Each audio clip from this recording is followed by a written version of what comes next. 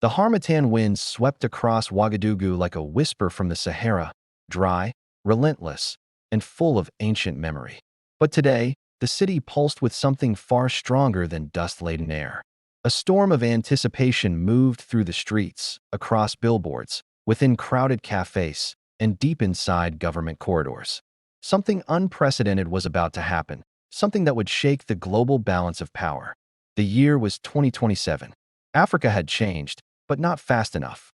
Despite its sunlit plains, cobalt-stacked mountains, and uranium-soaked earth, the continent still suffered rolling blackouts and crippling energy shortages. The irony was unbearable. Africa powered the world but could not fully power itself. Burkina Faso, proud, defiant, and newly reborn from years of instability, stood at the center of a dramatic transformation.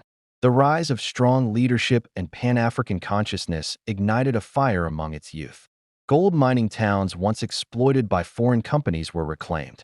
Military outposts once guided by outside interests were fortified under sovereign control. And most importantly, the nation's leaders were done waiting for the West to decide Africa's fate. In India, another transformation was taking shape.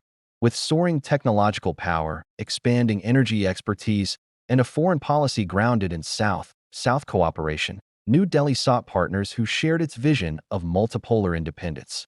A new global order was emerging, and India wanted Africa, not the West, to stand beside it. The stage was set for a partnership no one saw coming, but everyone would soon feel. The first spark occurred quietly. A Burkina Faso delegation arrived in New Delhi under the radar, slipping past cameras and diplomatic gossip. They came not as beggars or aid seekers, but as negotiators armed with confidence and ambition. At the head of the delegation stood Prime Minister Issa Tambura, sharp-eyed and unshakable. He met India's Minister of Power and New Technologies, Dr. Anjali Krishnamurti, a brilliant engineer with the calm of a diplomat and the vision of a scientist who understood the future was not nuclear or fossil-driven. It was solar hydrogen and decentralized microgrids. Their handshake in Delhi's South Block office lasted only seconds, but history would remember it as the moment Africa and India decided to break the chains. The West did not notice, yet. Behind closed doors, they drafted what would later be called the Canal Energy Accord. It was audacious, ambitious, and impossible to misinterpret. Burkina Faso and India would co-create the largest green energy corridor in West Africa: solar farms, battery plants, hydrogen hubs, and rare earth processing centers. India would supply the technology, the engineers, and the financing. Burkina Faso would provide the land, the minerals, the labor force, and the political courage. Most importantly, Africa, not Europe, not America, would own the infrastructure. The meetings continued deep into the night. Indian engineers mapped terrains, studying the Sahel's vast sun exposure. Burkina Faso's delegation revealed geological surveys, exposing mineral veins foreign powers assumed the country lacked the sophistication to exploit. At one point, Dr. Krishnamurti murmured, "This is enough lithium to power half the continent." Tambura only smiled. Africa has always had the treasure. We only lacked partners who wanted us to stand, not kneel. By the time their jet lifted off from Indira Gandhi International Airport returning to Ouagadougou, the West had begun to smell the smoke of something burning, an alliance threatening old dependencies. But it was too late. The fuse was already lit. The announcement came 3 months later, in a stadium filled with tens of thousands of cheering Burkinabe citizens and washed across the continent. Cameras from every major Pan-African media house captured the moment as Tambura stepped onto the podium beside India's Foreign Affairs Minister. "My brothers and sisters," Tambura said, his voice booming with pride, "Burkina Faso and India will build a new future together, a future where African energy is controlled by Africans. Today, we announce an energy partnership worth over $90 billion. Tomorrow, we begin breaking the chains." The crowd erupted like thunder. Young men raised flags. Women danced traditional war dances. Elders nodded thoughtfully, having waited their entire lives for such words. Around the world, reactions exploded. In Washington, advisors scrambled into briefing rooms. In Paris, analysts nearly choked on their coffee. In Brussels, energy commissioners demanded immediate reports. News anchors used words like shocking, unprecedented, dangerous, and destabilizing. Western think tanks published emergency essays warning that Africa was slipping out of Western influence. One French newspaper headline screamed, Elle imprend l'Afrique, Elle Europe perd le Sahel. India takes Africa, Europe loses the Sahel. In New York, a senior advisor whispered in disbelief, Burkina Faso? Of all countries. But the underestimation was the West's greatest mistake. Burkina Faso was small, yes, but it was also uncolonizable in spirit, forged through fire and rebellion. A nation that refuses to kneel can never be truly controlled. Construction began almost immediately. Indian engineers arrived in Ouagadougou, Bobo Dioulasso, Kapila, and Fadingorma. Drones mapped deserts. Bulldozers cleared vast stretches of land. Panels glinted under the Sahel sun as they formed endless geometric patterns. Massive solar fields unlike anything Africa had ever seen. Western corporations panicked. For decades, they dominated Africa's electricity markets with overpriced generators, unreliable grids, and long-term contracts designed to keep nations dependent. They tried offering counter deals, loans with hidden strings, arms packages disguised as partnerships, and diplomatic pressure masked as concern for stability. But Burkina Faso had tasted sovereignty and refused to let it go. President Umar Guba addressed the nation. We will not accept loans that become traps. We will not accept assistance that undermines our independence. We will not allow the future of our children to be negotiated in European boardrooms. India stood firm beside them, ignoring threats of sanctions and warnings that destabilizing Western supply chains would have consequences. New Delhi knew what the West feared most, the Sahel becoming a beacon for the whole continent. If Burkina Faso succeeded, Mali, Niger, Chad, and Guinea would follow. If West Africa went independent, Central Africa would rise. If Africa harnessed its own energy, global power would shift permanently. The West's panic grew as African nations praised the Canal Accord. Delegations from Ghana, Namibia, Uganda, and Tanzania flocked to Ouagadougou to study blueprints. Even oil-rich Nigeria raised eyebrows at the possibility of freeing itself from imported fuel. In European energy war rooms, one phrase kept appearing on whiteboards: Africa is slipping. Act now. Pressure escalated. Western media suddenly rediscovered human rights concerns in Burkina Faso. Reports painted India's involvement as neo-colonial. Anonymous diplomats warned of militarization. Sanctions were quietly proposed, but none of it worked. Burkina Faso had survived worse. India had outmaneuvered bigger powers before. As the first solar supergrid came online, the transformation was immediate. Villages that endured decades of darkness lit up like constellations. Schools operated at night for the first time.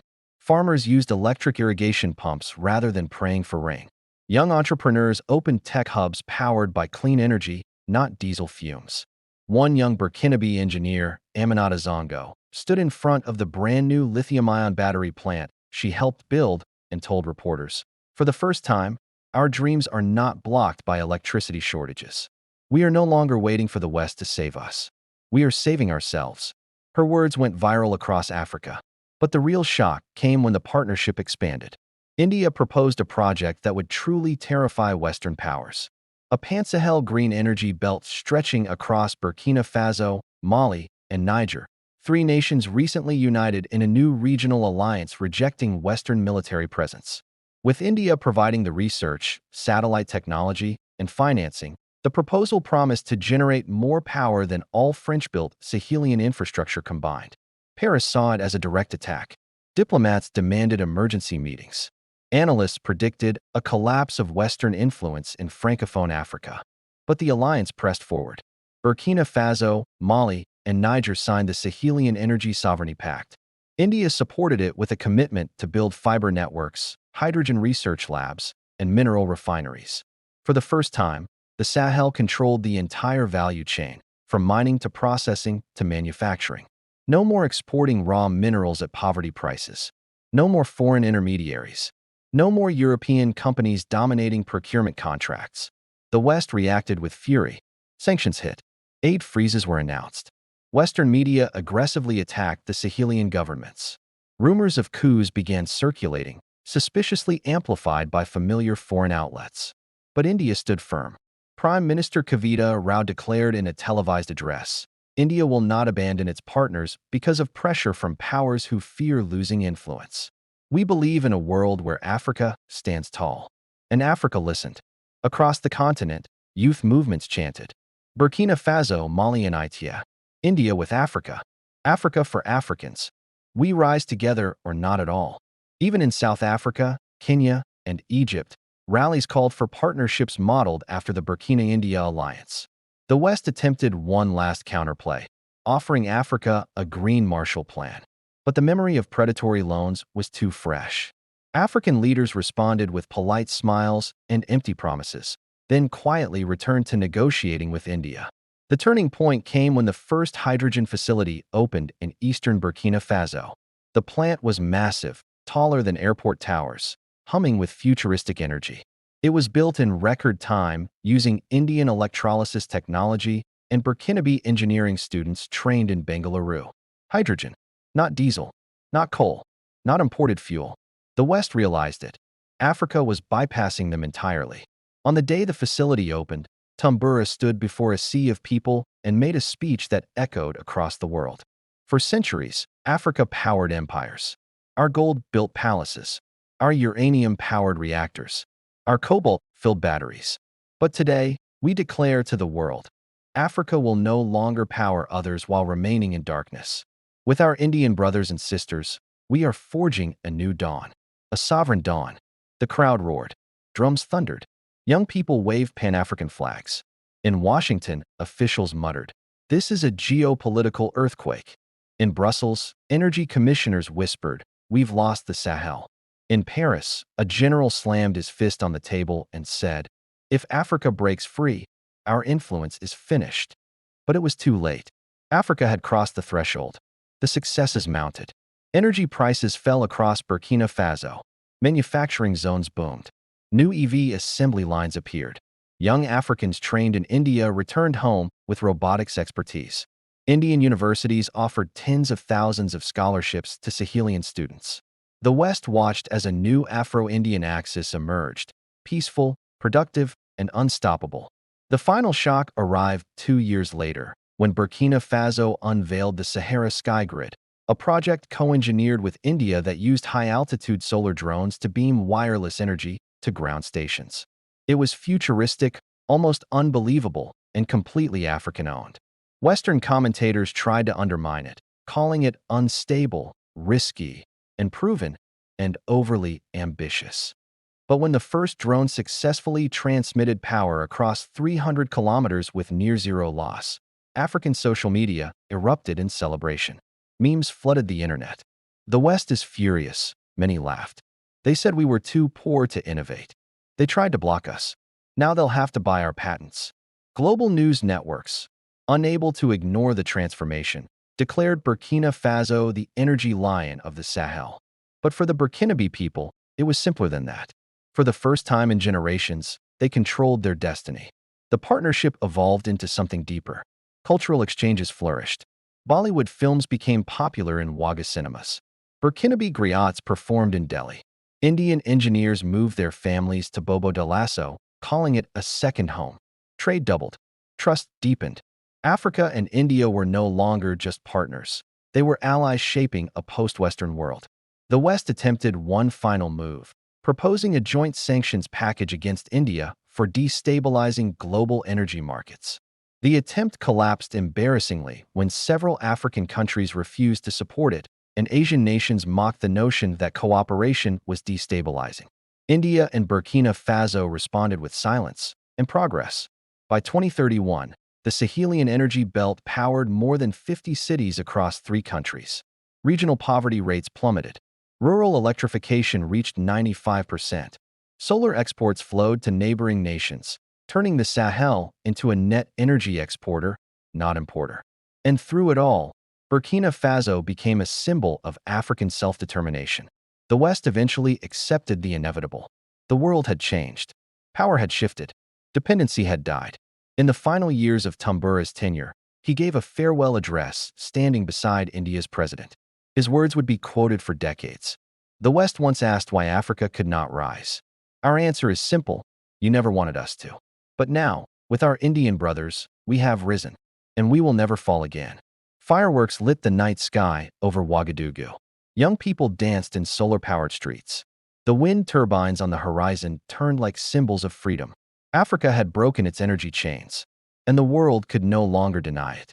India and Burkina Faso had done what few believed possible. They forged a partnership not of dominance, but of dignity. Not of exploitation, but of empowerment. Not of the old world's hierarchies, but of a new world's possibilities. The West remained furious, but Africa remained free.